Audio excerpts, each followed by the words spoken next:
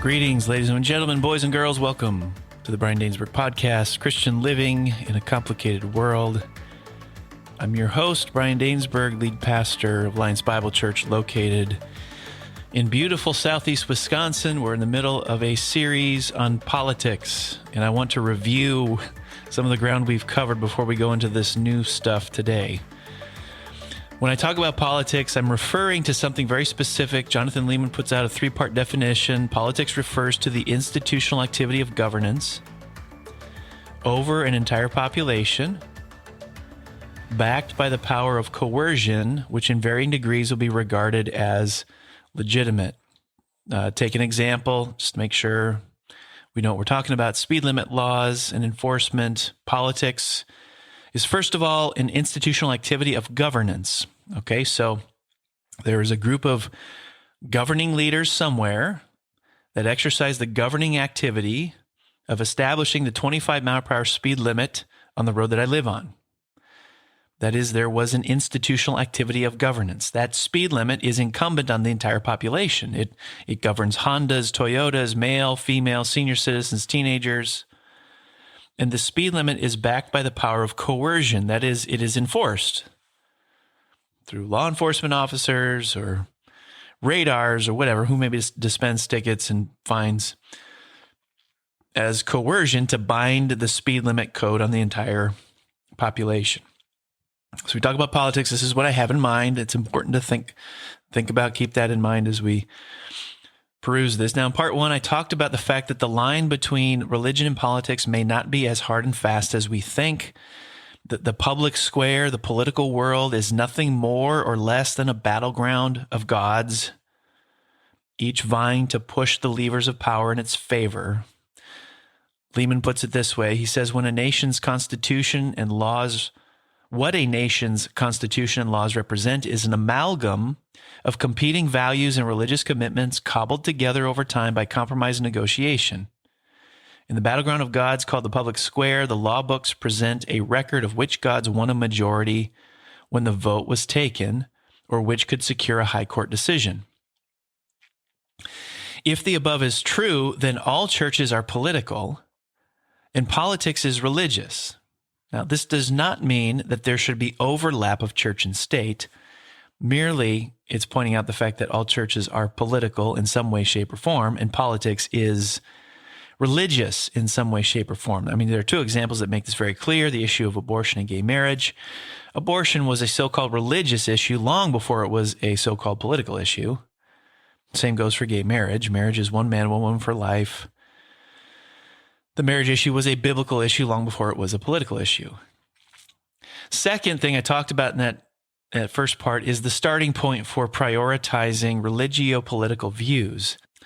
Christians are inescapably political by virtue of how we see the world, hopefully based on careful study of the Bible. We make appeals for how the institutional activity of governance over the population, backed by the power of coercion, is to function. Now, the Bible does not prescribe a particular form of government. It doesn't say a democratic republic or a constitutional republic is the only way to appropriately organize government, or a monarchy is the only way to organize government. It doesn't really deal with forms of government, but it does say something to governing leaders, who they should be and what they should do and what should characterize them. And it does also say something about laws. And I talked about the fact that in thinking through politics, it is important to think about the rule of law. What place does it have? And I talked about a three-part hierarchy. I talked about justice, law, governing authorities. And by justice, what I mean is biblical justice. Granted, it's a massive landscape to survey. A good place to start, however, is the law of Moses.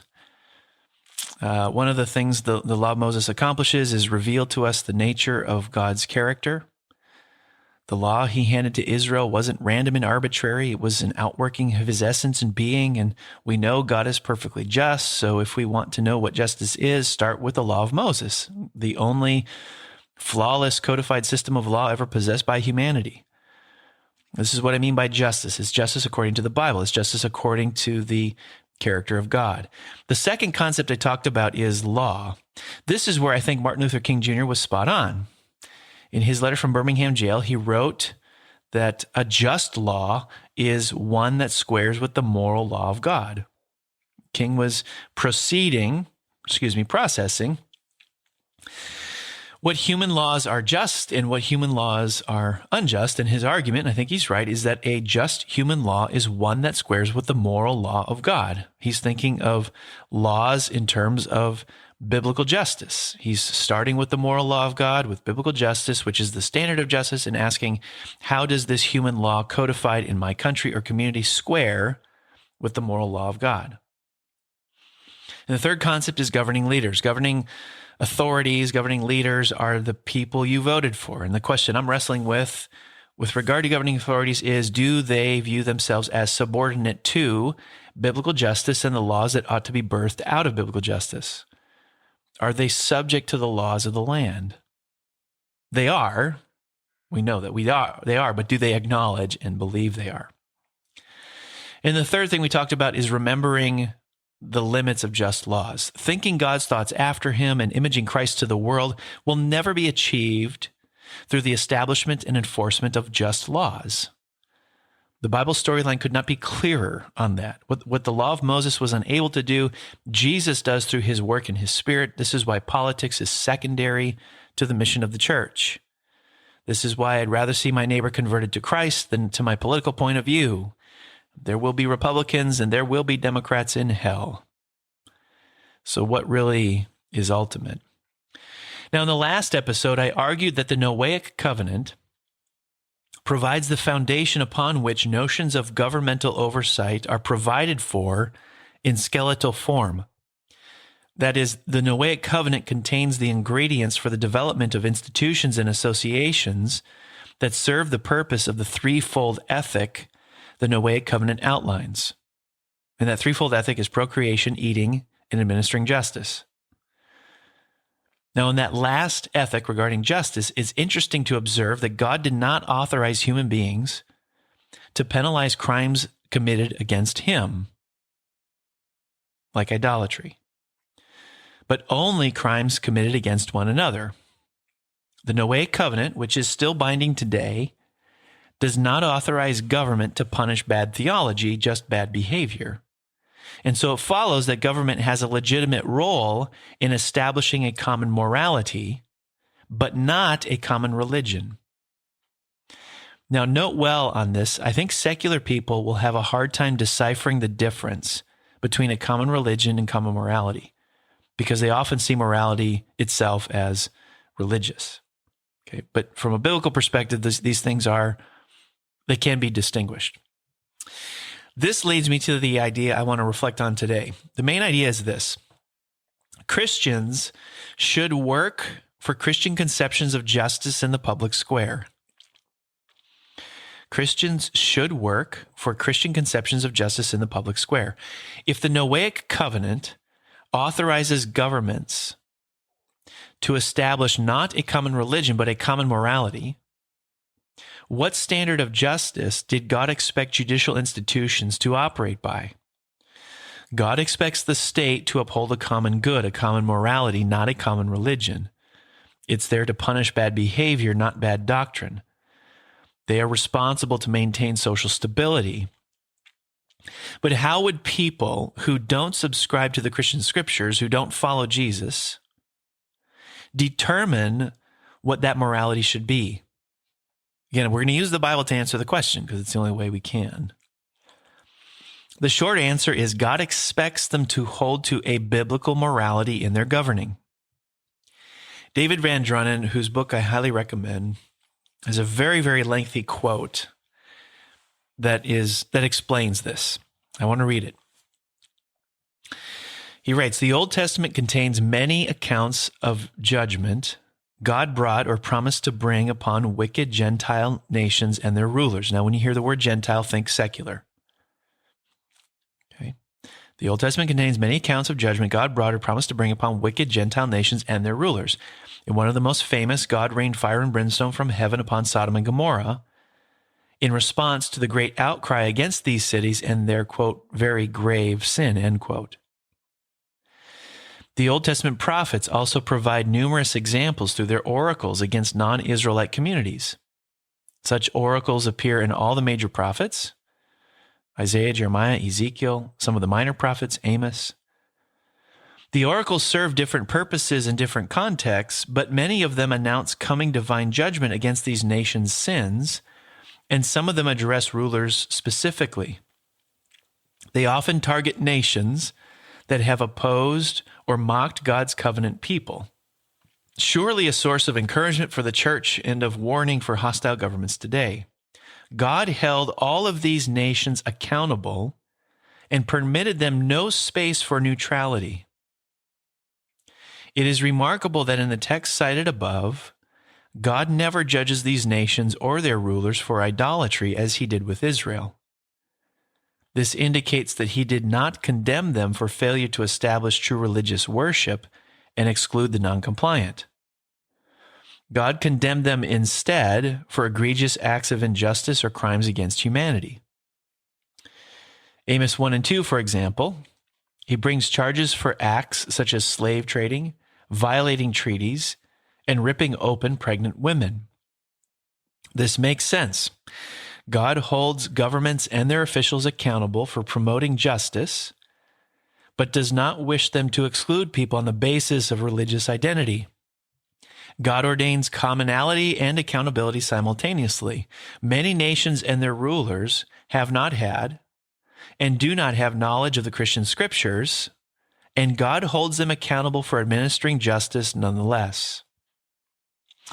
And so, in these passages, what Van Drunen is pointing out is that judgment falls on Gentile nations and leaders, or secular nations and leaders, not for bad theology, but for bad conduct. This would seem to support the notion that when God gave humanity the Noahic covenant, he did indeed expect governing institutions to govern according to a biblical ethic. He expected governments to establish not a common religion, but a common morality. There are further examples of this. You've got the prophet Daniel, who has this interaction with King Nebuchadnezzar of Babylon, a secular nation, a secular ruler, the most powerful ruler in the world, about 600 BC.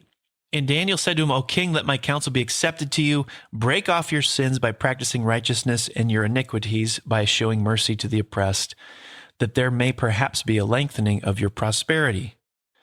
So Daniel is calling a secular governing leader. Now, granted, David, David, he's calling a secular governing leader who presumably does not hold to the scriptures to live in accordance with a biblical ethic in his governing.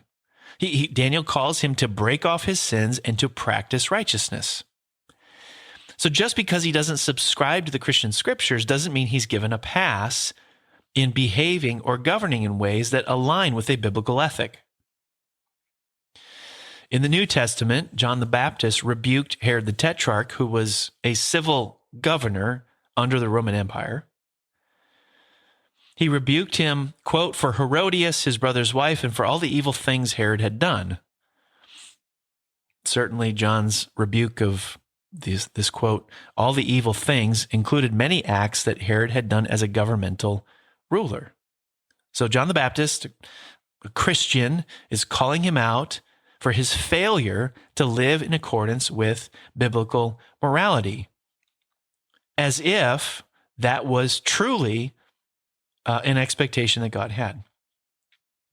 Later, the Apostle Paul reasoned with the Roman governor Felix, quote, about righteousness and self-control and the coming judgment. It's likely that Paul was calling Felix to account for his conduct as a government official under the Roman Empire. And then the text says that Felix was alarmed by what Paul had said, and he sent him away. So we have in the scriptures, quote unquote, Christian people calling secular people to live and govern in accordance with a biblical ethic. God holds secular nations and secular leaders accountable to a common morality that squares with Scripture. And we have to go further and say that all people have this knowledge. All people have this knowledge. Whether you subscribe to the Christian scriptures or not, all people have this knowledge. Theologians sometimes call it natural law. By natural law, I refer to the idea that God makes known the basic substance of his moral law through the created order itself. Human beings, therefore, know this law simply by virtue of being human, even apart from access to Scripture or other forms of special revelation. They know it through their natural capacities as they live in this world. You've got a couple of appeals to this in Romans 1 and 2. The wrath of God is being revealed from heaven against all the godlessness and wickedness of people who suppress the truth by their wickedness, since what may be known about God is plain to them, because God has made it plain to them. For since the creation of the world, God's invisible qualities, his eternal power and divine nature, have been clearly seen, being understood from what has been made, so the people are without excuse. Romans chapter 2, for when Gentiles who do not have the law by nature do what the law requires, they are a law to themselves, even though they do not have the law. They show that the work of the law is written in their hearts. All human beings have a God-given intuition as to what is right and good and just. This is why Daniel and John the Baptist and Paul felt compelled to appeal to secular leaders to govern according to it.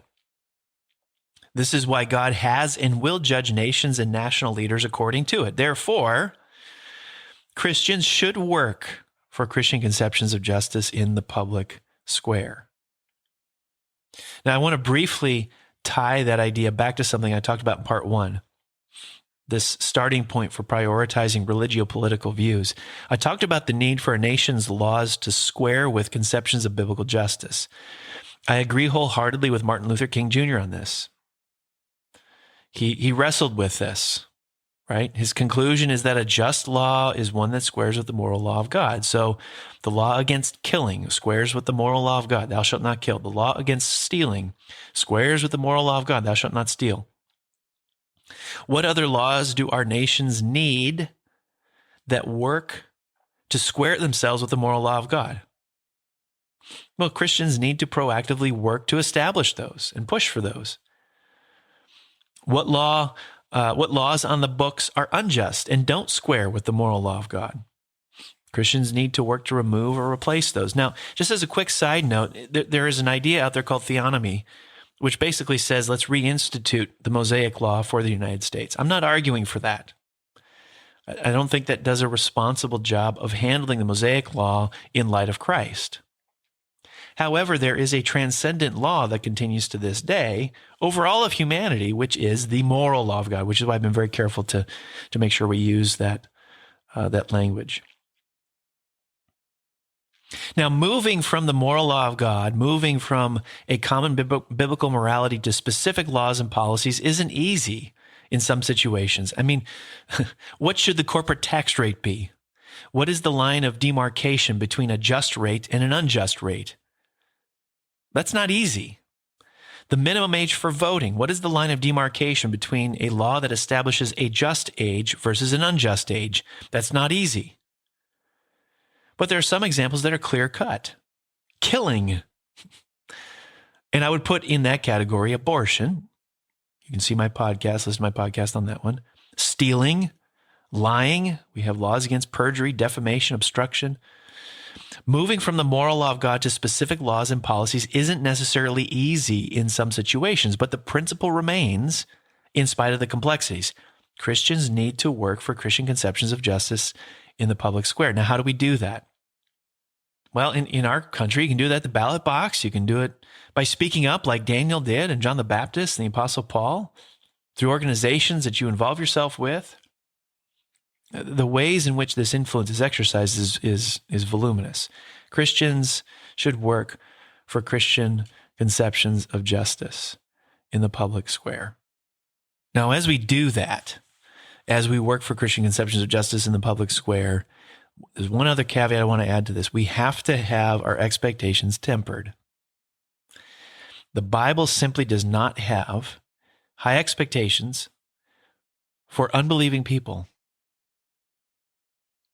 It does not have high expectations for the conduct, the behavior of unbelieving people, which is why in the New Testament, all the imperatives, all the commands go out to Christian people.